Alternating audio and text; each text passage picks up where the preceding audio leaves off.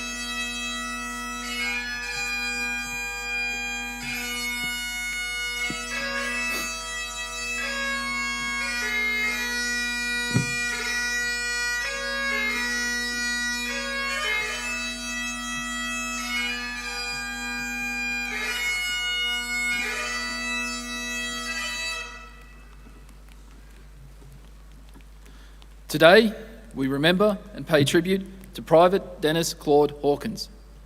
Dennis Hawkins was born in London on the 9th of May 1919, the son of George and Ethel Hawkins.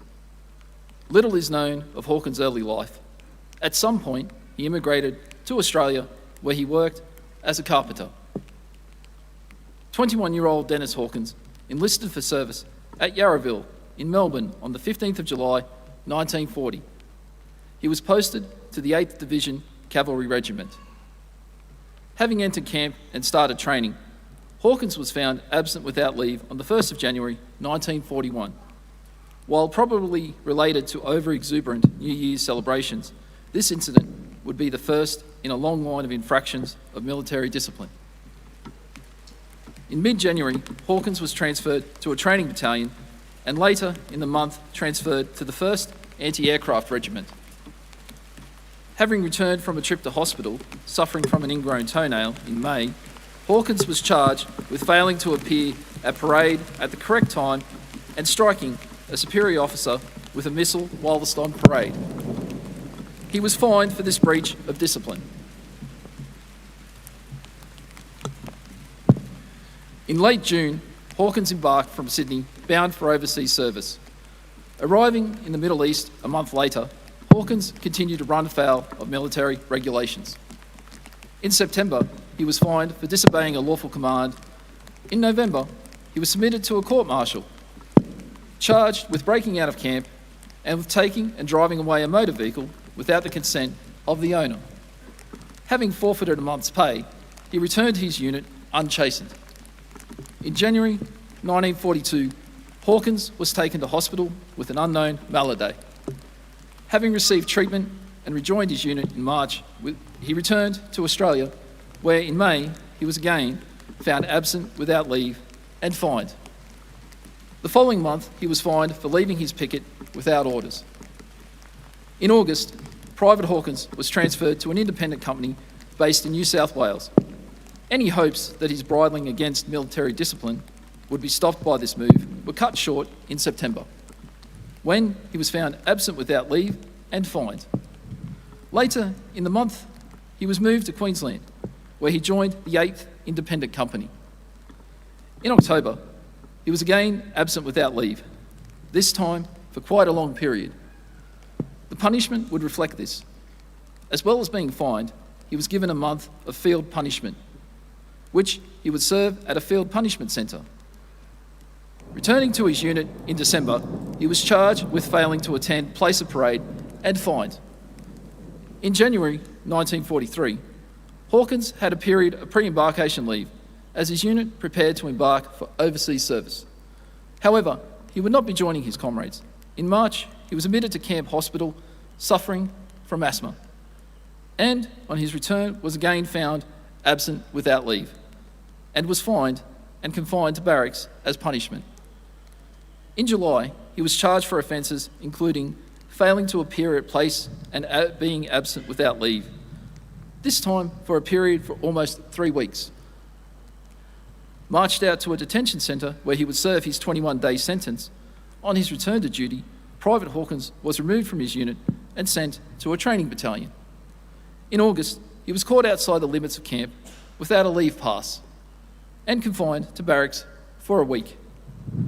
A week later, he was charged with the same offence and awarded 96 hours detention. The following month saw Hawkins again charged with being absent without leave, this time for 5 days, and fined and confined to barracks for a week. Having been charged with using insubordinate language to a superior officer in January, in February 1944, Hawkins was transferred to the 2nd 4th Battalion, joining No. 9 Platoon of Alpha Company. After almost 4 years of service and troubled relations with military discipline, Private Hawkins perhaps found peace in this new unit. No new infractions are recorded after he joined the 2nd 4th Battalion. Apart from being admitted to hospital with acute tonsillitis in June and having his tonsils out in August, his service with this new unit was without incident. On the 28th of October 1944, Private Hawkins and the 2nd 4th embarked at Cairns, landing at Aitape in northern New Guinea in early November 1944. This was to be the battalion's only campaign against the Japanese. Occupied by the Japanese in 1942, Aitape had been recaptured by an American landing in April 1944 and was developed as a base area to support the continuing drive towards the Philippines. In order to free American troops from the Philippine operations, defence of the area was passed to Australian forces.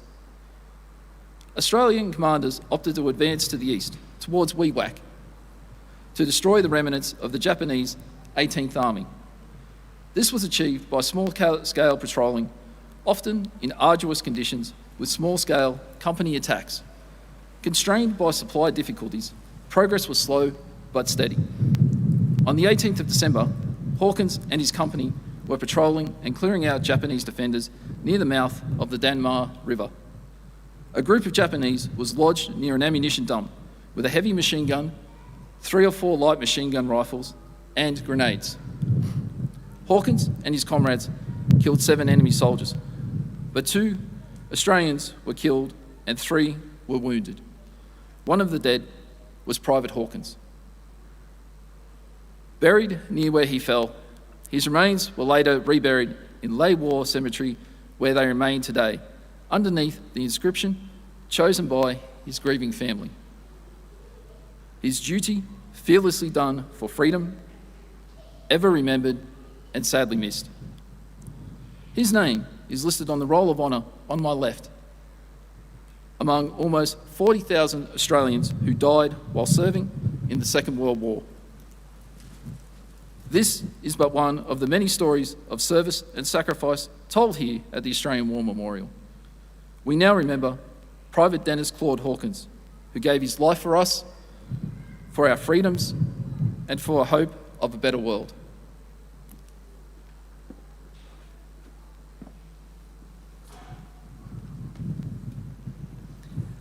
Please stand for the reading of the ode and the sounding of the last post.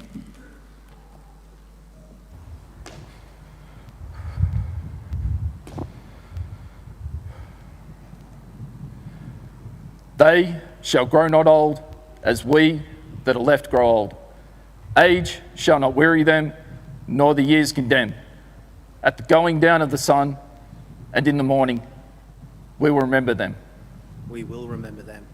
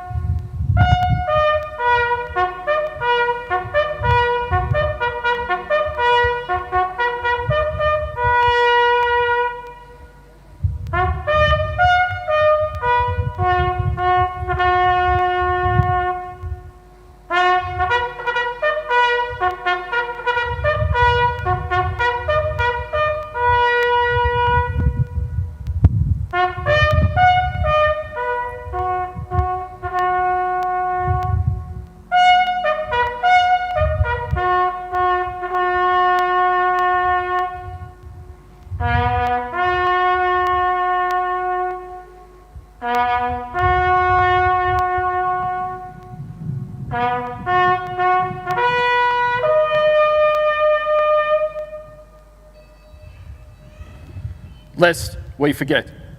Lest we forget.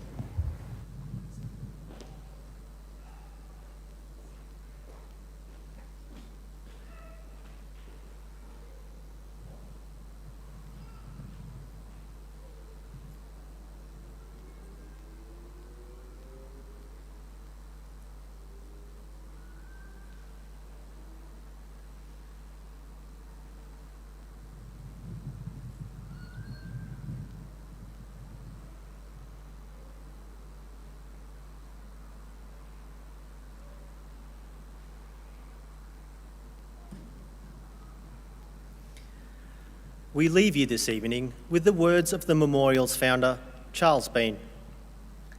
Many a man lying out there at Pozieres or in the low scrub at Gallipoli, with his poor, tired senses barely working through the fever of his brain, has thought in his last moments, well, it's over.